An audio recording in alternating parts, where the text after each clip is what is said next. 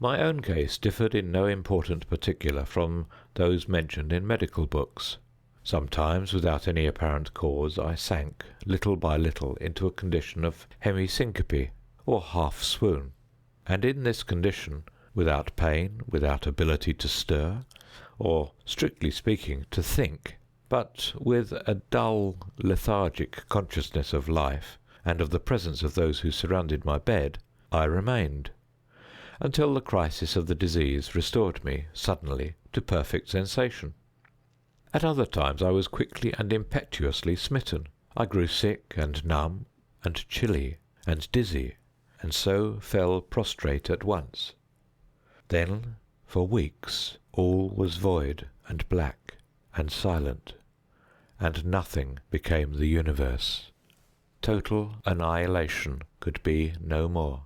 From these latter attacks I awoke, however, with a gradation slow in proportion to the suddenness of the seizure. Just as the day dawns to the friendless and houseless beggar who roams the streets throughout the long, desolate winter night, just so tardily, just so wearily, just so cheerily came back the light of the soul to me. Apart from the tendency to trance, however, my general health appeared to be good, nor could I perceive that it was at all affected by the one prevalent malady, unless, indeed, an idiosyncrasy in my ordinary sleep may be looked upon as superinduced. Upon awaking from slumber, I could never gain at once thorough possession of my senses, and always remained for many minutes in much bewilderment and perplexity, the mental faculties in general, but the memory in especial, being in a condition of absolute abeyance. In all that I endured there was no physical suffering, but of moral distress an infinitude. My fancy grew charnel.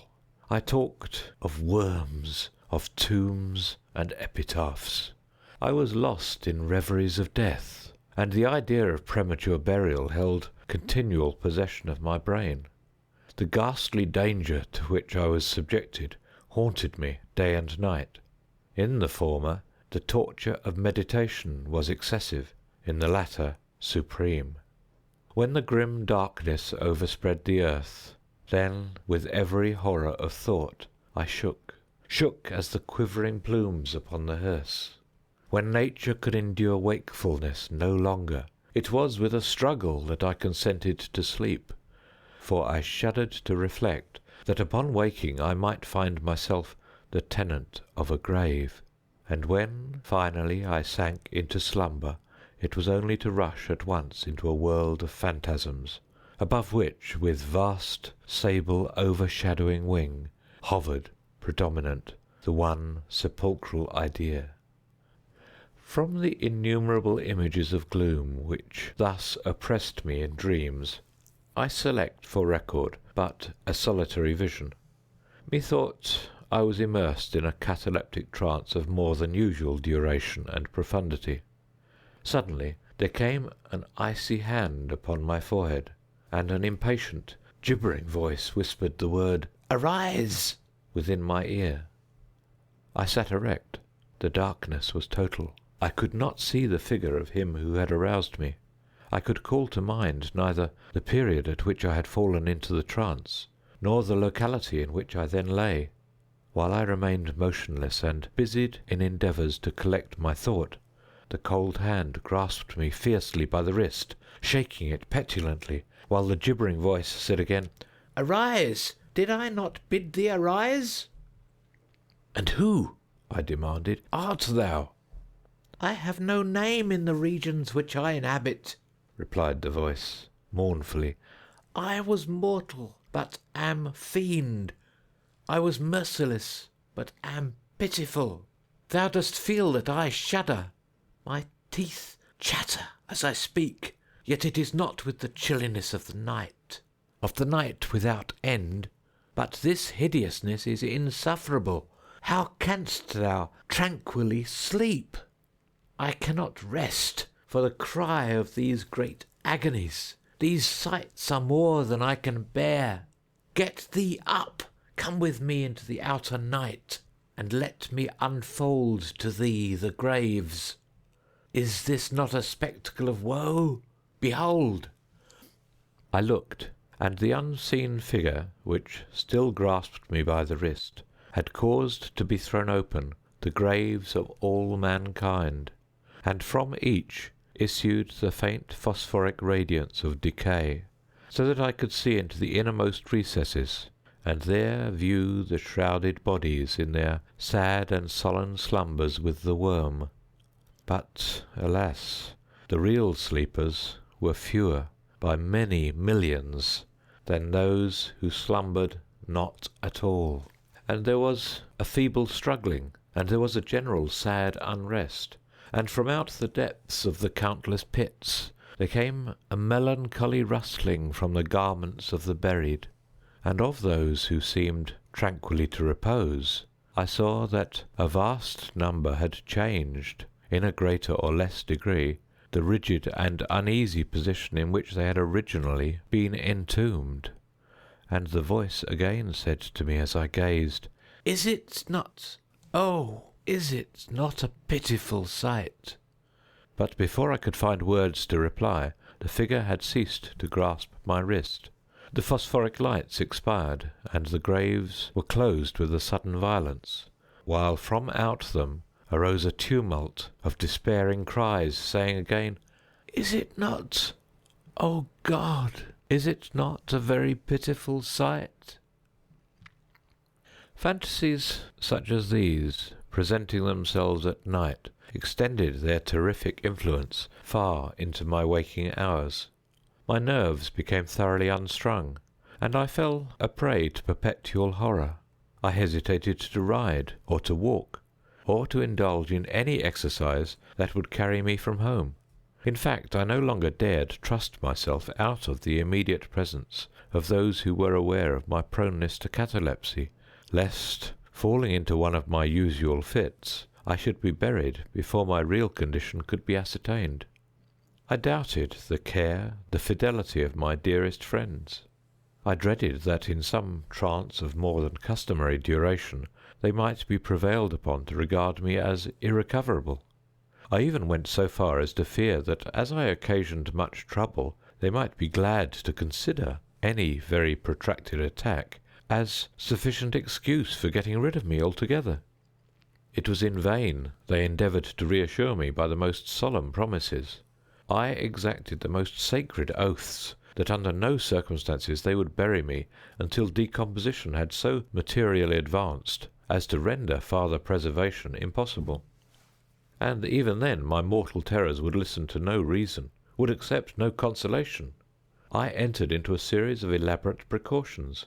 Among other things, I had the family vault so remodelled as to admit of being readily opened from within. The slightest pressure upon a long lever that extended far into the tomb would cause the iron portal to fly back.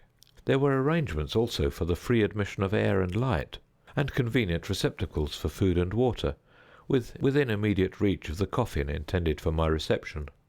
This coffin was warmly and softly padded, and was provided with a lid fashioned upon the principle of the vault door, with the addition of springs so contrived that the feeblest movement of the body would be sufficient to set it at liberty.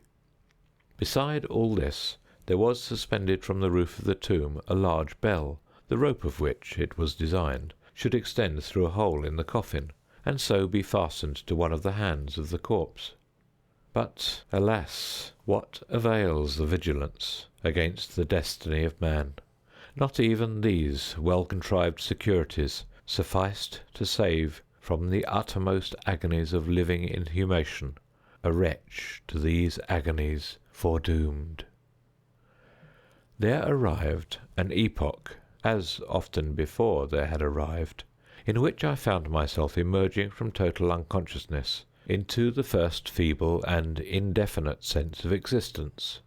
Slowly, with a tortoise gradation, approached the faint grey dawn of the cycle day, a torpid uneasiness, an apathetic endurance of dull pain, no care, no hope, no effort. Then, after a long interval, a ringing in the ears. Then, after a lapse still longer, a prickling or tingling sensation in the extremities, then a seemingly eternal period of pleasurable quiescence, during which the awakening feelings are struggling into thought, then a brief re-sinking into nonentity, then a sudden recovery. At length the slight quivering of an eyelid, and immediately thereon an electric shock of a terror, deadly and indefinite, which sends the blood in torrents from the temples to the heart. And now the first positive effort to think, and now the first endeavour to remember, and now a partial and evanescent success, and now the memory has so far regained its dominion that in some measure I am cognizant of my state. I feel that I am not awaking from ordinary sleep. I recollect that I have been subject to catalepsy, and now at last, as if by the rush of an ocean, my shuddering spirit is overwhelmed by the one grim danger, by the one spectral and ever-prevalent idea. For some minutes after this fancy possessed me, I remained without motion. And why? I could not summon courage to move. I dared not make the effort which was to satisfy me of my fate. And yet there was something at my heart which whispered me it was sure. Despair, such as no other species of wretchedness ever calls into being, despair alone urged me, after long irresolution, to uplift the heavy lids of my eyes. I uplifted them. It was dark, all dark. I knew that the fit was over. I knew that the crisis of my disorder had long passed. I knew that I had now fully recovered the use of my visual faculties, and yet it was dark, all dark, the intense and utter raylessness of the night that endureth for evermore. I endeavoured to shriek, and my lips and my parched tongue moved convulsively together in the attempt, but no voice issued from the cavernous lungs, which, oppressed as if by the weight of some incumbent mountain, gasped and palpitated with the heart at every elaborate and struggling inspiration. The movement of the jaws, in this effort to cry aloud, showed me that they were bound up, as is usual with the dead. I felt, too, that I lay upon some hard substance, and by something similar my sides were also closely compressed. So far I had not ventured to stir any of my limbs, but now I violently threw up my arms, which had been lying at length with the wrists crossed. They struck a solid wooden substance, which extended above my person at an elevation of not more than 6 inches from my face. I could no longer doubt that I reposed within a coffin at last. And now, amid all my infinite miseries, came sweetly the cherub hope, for I thought of my precautions. I writhed, and made spasmodic exertions to force open the lid. It would not move. I felt my wrists for the bell-rope. It was not to be found. And now the comforter fled for ever, and a still sterner despair reigned triumphant, for I could not help perceiving the absence of the paddings which I had so carefully prepared. And then, too, there came suddenly to my nostrils the strong, peculiar odour of moist earth. The conclusion was irresistible. I was not within the vault. I had fallen into a trance while absent from home, while among strangers, when or how I could not remember, and it was they who had buried me as a dog, nailed up in some common coffin, and thrust deep, deep, and for ever into some ordinary and nameless grave. As this awful conviction forced itself thus into the innermost chambers of my soul, I once again struggled to cry aloud, and in this second endeavour I succeeded. A long, wild, and continuous shriek, or yell of agony, resounded through the realms of the subterranean night. "Hello, hello there," said a gruff voice in reply. "What the devil's the matter now?" said a second. "Get out of that," said a third. "What do you mean by yowling in that 'ere kind of style, like a cattymount?" said a fourth, and hereupon I was seized and shaken without ceremony, for several minutes, by a junto of very rough-looking individuals. They did not arouse me from my slumber, for I was wide awake when I screamed, but they restored me to the full possession of my memory. This adventure occurred near Richmond in Virginia. Accompanied by a friend, I had proceeded upon a gunning expedition, some miles down by the banks of the James River. Night approached, and we were overtaken by a storm. The cabin of a small sloop lying at anchor in the stream, and laden with garden mould, afforded us the only available shelter.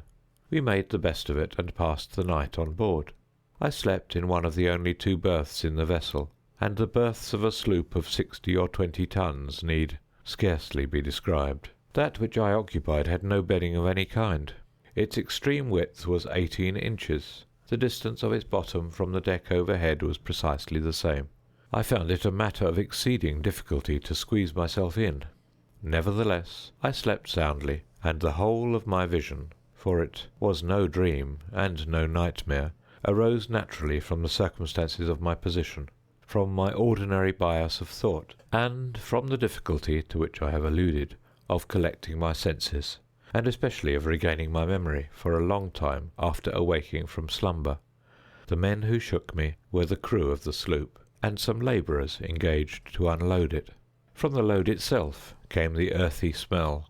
The bandage about the jaws was a silk handkerchief, in which I had bound up my head, in default of my customary nightcap. The tortures endured, however, were indubitably quite equal for the time to those of actual sepulture. They were fearfully, they were inconceivably hideous. But out of evil proceeded good, for their very excess wrought in my spirit an inevitable revulsion. My soul acquired tone, acquired temper. I went abroad. I took vigorous exercise. I breathed the free air of heaven. I thought upon other subjects than death.